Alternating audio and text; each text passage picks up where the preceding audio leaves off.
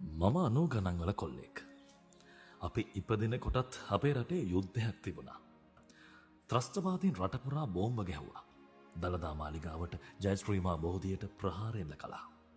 රාජ්‍ය නායකයෝ සංඝරත්නය සිවිල් වැසියෝ අමු අමුවේ ඝාතනය කළා. දහස් ගණනක් පවුල්වලට වතුර ලැබුණු මාවිල්ලාරු සොරව්ව අත්පත් කරගෙන වහලා දැම්මා. අන්න එතනදී උන්ට වැරදුනා. යුද්ධය දවසින් දවස තීව්‍ර වුණා. වීරෝදාර රණවිරුව සොරව්ව ආයමත් අල්ලගත්තා. තොප්පිගල, කිලිනොච්චි, පුදුකුඩෙරෙප්පු මේ වගේ නම් මට ප්‍රවෘත්ති වලින් ඇහිලා මතකයි. LTT අත්පත් කරගෙන තිබුණු අපේ භූමිය ටිකෙන් ටික අපේ හමුදාව විසින් අත්පත් කරගත්තා. උන්ගේ බලය ටිකෙන් ටික අඩු වුණා. ත්‍රිවිධ හමුදාව එකා වගේ යුද්ධ කළා.